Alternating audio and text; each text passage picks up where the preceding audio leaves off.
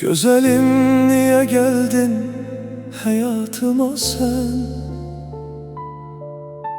Bəyəm yaxşı idim fikrincə mən.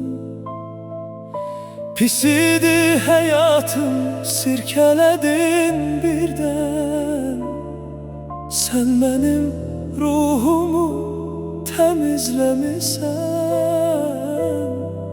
Səhərli dünyama güller əkmisən. Amma məst elədi güllərin məni. Axtardım gülləri əkən mələyi. Çıxdın gözlərimin qarşısına sən. Görəndə gözlərim qaldı məhtər. Bu məhz həmin mələkmiş yəni. İnana bilmədim gözlərimə mən. Bu necə olurmuş, oxla vurdu məni. Gözəlim, belə olmur həyatda bilsən. Yəqin ki öz cənnətinə çağırdın məni. Sanki yuxudayam, hələ də ayılmamışam. Sən mənim mələk tək xilaskarımsan. Həyatda tayı ola bilməyəcəyim adamsan. Xəyallarına qarşı çıxacaq məkandasan. Məni anlamayacaq da yeganə adamsan. Amma bilsən ki daha yaxşısına layiqsən. Mənə belə irad tutub heç ağlamazsan. Gözəlim, belə olmur həyatda bilsən. Yəqin ki öz cənnətinə çağırdın məni. Sanki yuxudayam, hələ də ayılmamışam.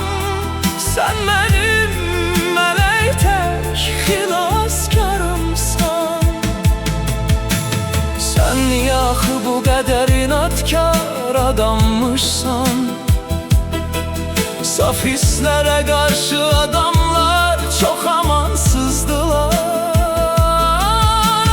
Çəkmədən bu əhvalatı kimə danışsam, bil ki öncə hər ikimizi çox pis qınayacaqlar. Sonra da sənə də mənə də inanmayacaqlar. Gözəlim, belə olmur həyatda bilsən. Yəqin ki öz cənnətinə çağırdın məni. Sanki yuxudayam, hələ də ayılmamışam. Sən mənim mələk tək xilaskarımsan. Səni həmişə xilaskar mələyim zənn etmişəm. Çətin günlərimdə sən mənə dəstək vermisən. Sonda mənə qarşı münasibətini bildirəndə sən.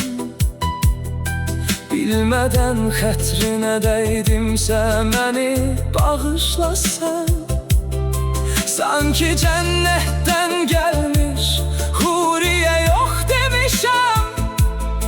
Peşiman deyiləm axı başqa mələyin atasıyam mən. Gözəlim, belə olmur həyatda bilsən. Yəqin ki öz cənnətinə çağırdın məni. Sanki yuxudayam, hələ də ayılmamışam. Sen mənim mələk tək xilaskarımsan.